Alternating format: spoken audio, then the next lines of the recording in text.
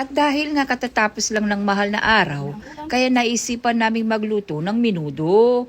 So bali hiniwa-hiwa lang namin ng pabaks yung ating carrots at yung patatas. Nung nakita ko na malambot na yung ating mga gulay na carrots sa patatas, ay inahon ko ito sa kahirapan dahil isi-set aside ko to.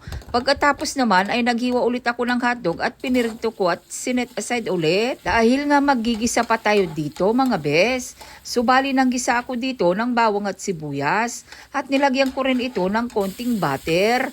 Tapos ito yung ating baboy na siningkot siya ko nung isang araw at nirep. Tapos ginisa-gisa ko lang na parang ganyan. Nung naging golden brown siya ng bahagya, ay naglagay din ako dito ng tomato sauce at tomato paste. Tapos hinalo-halo ko lamang siya para mag-combine yung mga ingredients natin. Ayan, na parang ganyan. Hinalo-halo ko lang na parang ganyan. At optional lang ang paglalagay dito ng ating oyster sauce.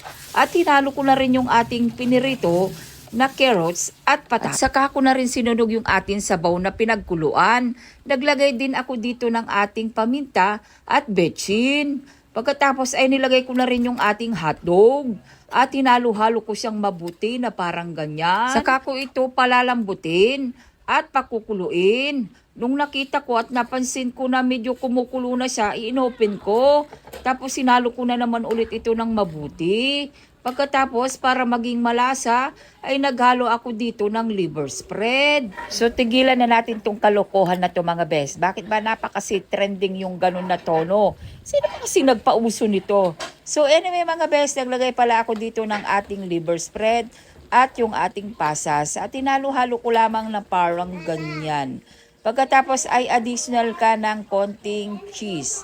Kung ayaw mo, wag. Optional lamang ito. Pero gusto ko kasi malinamnam. At pinakahuli ay nilagay ko na yung ating green peas at yung ating bell pepper. At hinalo-halo ko na lamang sila para mag-combine yung mga ingredients natin at para sumarap yung kanyang meat. At nung nakita ko na medyo paiga-iga na parang ganyan, ay kailangan na natin itong tirahin at iyahon sa kahirapan. Ito na ang ating menudo Pro Max. Napakasarap nito, bes. Kailangan na natin itong iyahon sa kahirapan. So anyway mga bes, kaya lang kami nagluto nito dahil nga ito yung aming tanghalian. At sama-sama kami ng aming mga pamilya. At hindi lang yan, siyempre pang nandito ka sa Pangasinan, hindi nawawala itong aming talaba. Napakamura niyan bes dahil nga 35 pesos ko lang nabili ito, isang plastic.